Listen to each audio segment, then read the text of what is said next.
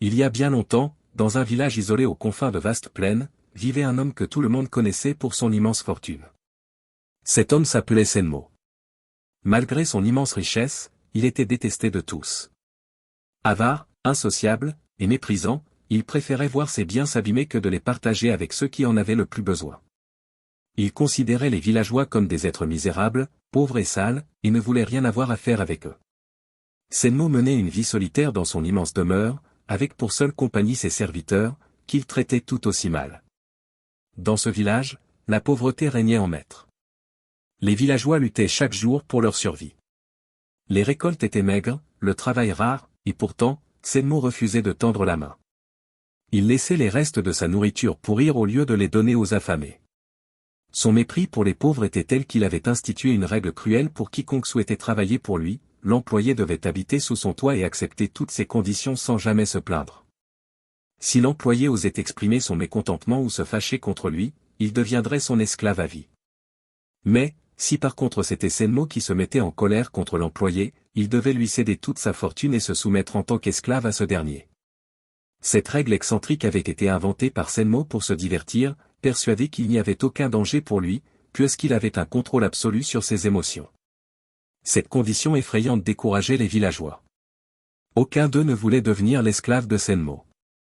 Malgré la misère et le manque d'opportunités, tous préféraient affronter la faim que de se soumettre à cet homme cruel.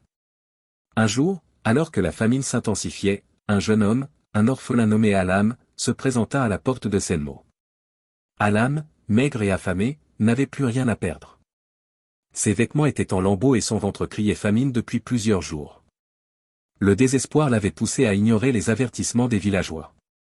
Bien qu'on lui eût dit de ne jamais approcher le riche, il frappa tout de même à sa porte, espérant trouver de quoi subsister. Senmo l'accueillit avec son habituel mépris.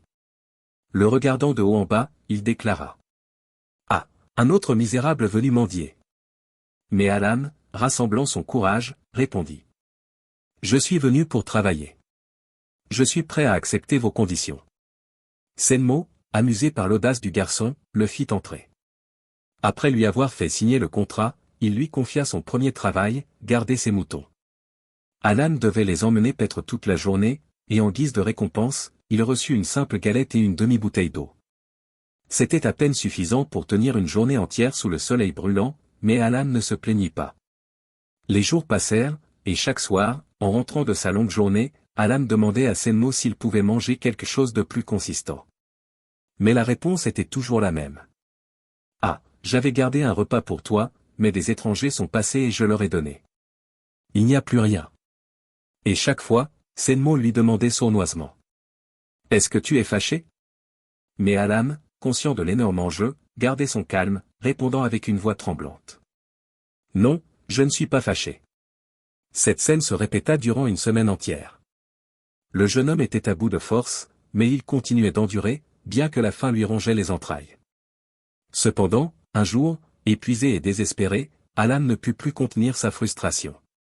Senmo, comme à son habitude, se moqua de lui en lui refusant à nouveau de la nourriture.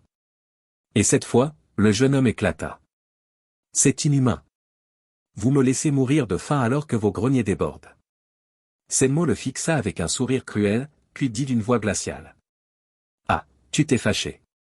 Désormais, tu es mon esclave. » Ainsi, Alam fut réduit à l'état de serviteur pour le reste de sa vie. Les villageois, témoins de cette tragédie, s'en lamentaient. Pourtant, il n'y avait rien à faire. La règle de Senmo était implacable. Quelques semaines plus tard, le frère aîné d'Alam, un jeune homme courageux du nom de Yohan, revint au village après un long voyage en ville. Lorsqu'il apprit la nouvelle de la situation de son frère, il fut bouleversé. Ignorant les avertissements des villageois qui le qualifiaient de fou, Yohan décida de prendre la place de son frère chez Senmo et de tenter l'impossible pour le libérer. Plein de détermination, Yohan se présenta à la porte du riche, prêt à accepter le même contrat que son frère. Senmo, amusé, accepta volontiers. Il voyait dans cet homme une nouvelle victime pour son jeu cruel. Dès le premier jour, Yohan reçut une galette et une demi-bouteille d'eau, exactement comme son frère avant lui. Mais contrairement à Alam, Yohan ne se laissa pas abattre. Il avait un plan. Lorsque, le deuxième jour, Senmo réduisit encore sa ration à une demi-galette et un quart de bouteille d'eau, Yohan décida d'agir. Affamé, il prit l'un des moutons de Senmo, l'égorgea, le fit rôtir et partagea la viande avec les villageois affamés. Lorsqu'il rentra ce soir-là, Senmo lui demanda ce qu'il avait fait.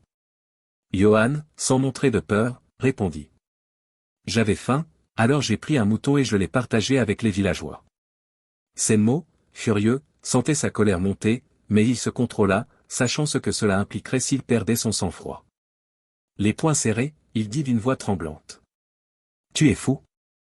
Comment oses-tu? Alors Yohan lui demande, Monsieur êtes-vous? Mais Senmo répondit.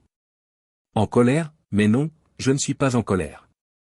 Yohan continua de tester la patience de Senmo jour après jour. Chaque fois qu'il en avait l'occasion, il donnait les biens de son maître aux villageois, rendant Senmo de plus en plus furieux. Mais le riche, bien qu'au bord de l'explosion, retenait toujours sa colère, conscient de l'enjeu. Un mois passa ainsi, jusqu'au jour où Yohan découvrit ce qui pourrait vraiment briser Senmo. Le riche avait un fils unique, son bien le plus précieux. Un après-midi, alors que Senmo était absent, Yohan attacha le garçon à un tronc d'arbre et commença à le fesser sous les yeux des villageois. La nouvelle se répandit comme une traînée de poudre, et bientôt, Senmo accourut. À la vue de son fils maltraité, il explosa de rage. « Comment oses-tu toucher mon fils, misérable ?» En entendant ces mots, Yohan sourit calmement. Il avait enfin réussi. Selon la règle, Senmo venait de se fâcher. En conséquence, il devait céder toute sa richesse à Yohan et devenir son esclave. Le riche, abasourdi, tenta de nier, mais les villageois, témoins de la scène, confirmèrent qu'il avait bel et bien perdu son calme. Ainsi, Yohan libéra son frère de l'esclavage et prit possession de la fortune de Senmo. Le village tout entier célébra la chute de cet homme cruel. Avec la richesse désormais entre les mains de Yohan, il redistribua les biens de Senmo aux villageois, qui purent enfin vivre dans l'abondance. Quant à Senmo, il passa le reste de sa vie à servir Yohan et les villageois qu'il méprisait autrefois. La roue du destin avait tourné, et l'homme qui avait autrefois refusé d'aider les pauvres se retrouvait lui-même dépendant de leur générosité.